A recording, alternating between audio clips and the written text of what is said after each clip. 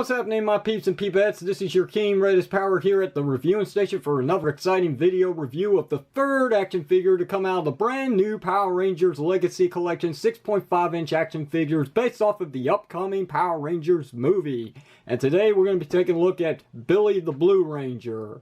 So, with that said, let's go ahead and take a look at the packaging first and foremost, as per take of every single video review when I can. So here is the front. We got limited edition up here in the top left corner. We got Saban's Power Rangers, the Build a Megazord showcasing the movie Megazord. Got a nice picture of Billy the Blue Ranger looking at front. We got the Power Rangers movie logo here, the Toys R Us exclusive sticker, which I keep forgetting to mention in my videos. My apologies. And to the back of the packaging, we've got the Build a Megazord showcased in a bigger form, and all the Rangers with all their specific parts being showcased here and there with these lines going on there. And if that's not enough, we also got the Rangers showcased down here with, of course, the entry of Alpha 5 being a basic Build-A-Figure character in this Build-A-Figure series. I botched that pretty bad, but you know what I'm talking about, okay? He's an action figure to come out of this Build-A-Figure series. So there, bring this down just a little bit more so we can get him all on camera. And there you go. There's your good look at the Blue Ranger. Not to go much into detail, considering that I did mention earlier, this is the exact same copy and paste of the previous, male body mold superhero Power Ranger figure, which was the Red Ranger. And to bring him in for a quick side-by-side comparisons, there he is. So as you can see, the only real difference going on here is the color and the helmet and the fact that he does not include a weapon. So I really shouldn't be showcasing this anymore, should I? I mean, it's quite the embarrassment. You should be ashamed of yourself, Bandai, especially for your asking price of $20 on these figures. Should come with just a little bit more. I really feel like there's no excuse as to why Bandai could not offer up those nice looking flame effect, power punch, special gimmicky, translucent clear plastic, whatever you want to call them, that came with the 5-inch action figures of the movie line. There's no excuse whatsoever. And all they had to do was upscale it by an inch and just give them to our figures and just be done with it. And then I feel like maybe this would be a little more satisfactory. But with that said, if that's even a word, that's not the case here. What we got is just the basics of a cheap catch grab, I suppose. So here is basically all your details on the Blue Ranger, which I gotta be honest, coming out pretty nice on camera. I mean, the fact that the background is all encased in white and the actual detail is standing out here in front with the Blue Ranger, it's much better than the Red Ranger, and definitely better than Yellow Ranger, because in all honesty, she's a bright figure and blue is a bit of a darker color, so I guess it does make sense. So it's nice to see that the lamps and the white background, the white foreground, platform, and basically the camera are all working together on this figure in a nice fashion. Now, having said that, I do have one little minor complaint about the action figure himself. And I kind of feel like when compared to the actual packaging that showcased the Blue Ranger, from a front-to-front perspective, it looks like the helmet got crushed in a little bit on the sides here. Like it's squeezed in or something. Because I could go on and say this and that about it, but, being the case, everybody's going to pick out something on these figures. If not the paint job, it's going to be the sculpting in some way. But for what it is, it's not bad. I just really wish these figures were more $15 price range than $20, because I'm just not seeing it.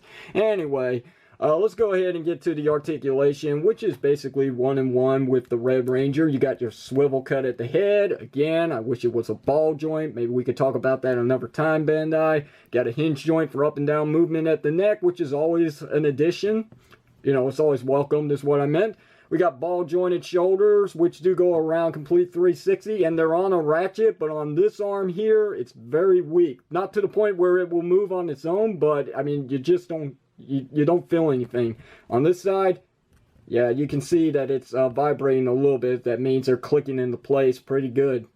So anyway, back to the articulation. We got double jointed elbows, as per the law. for male action figures.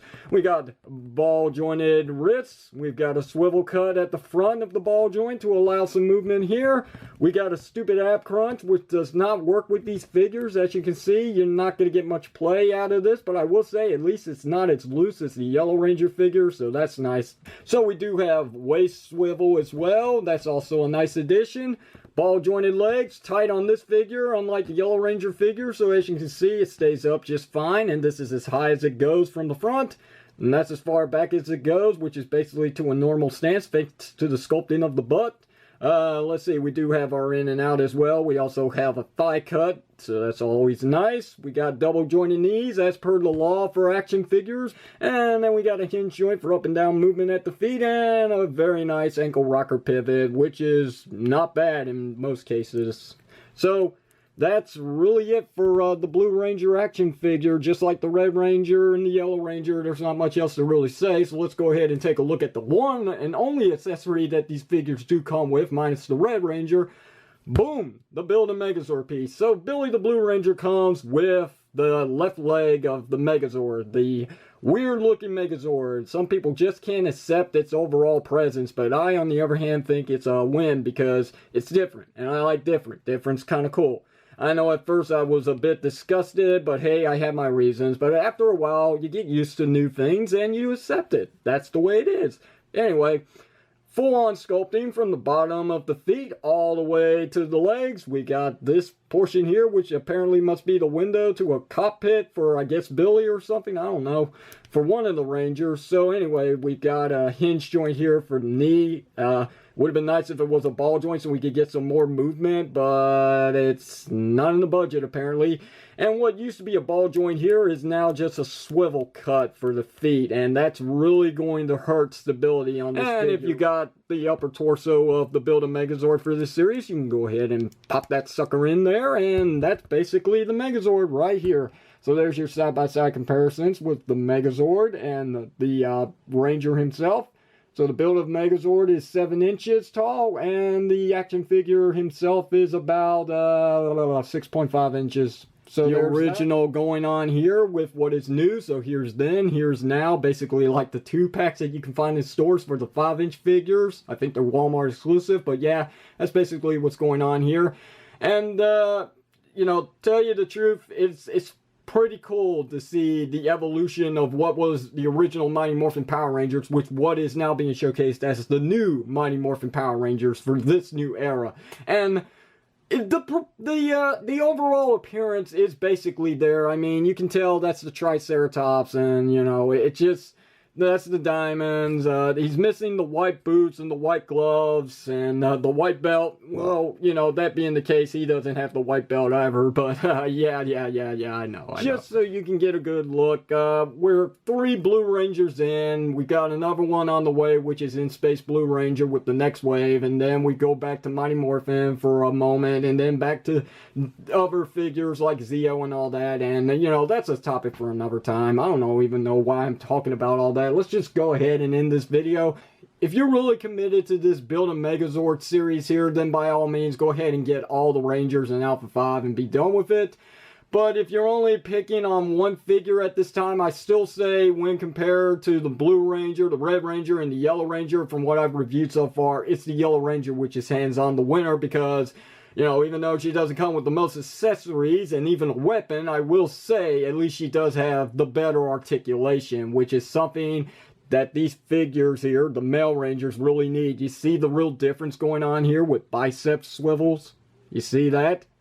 Yeah, you really can't get much out of this figure, unfortunately. So his displaying time in my room is limited, unfortunately, before he goes back to the box. So, questions, comments, you know what to do. Hit it down below in the comment section of this video. If you like today's video review, hit that thumbs up button. And if you haven't already, don't forget to hit that subscribe button if you want to see other video reviews similar to this one. And this is your King Raiders Power signing off, saying thank you very much for watching this, and I will see you whenever you see me.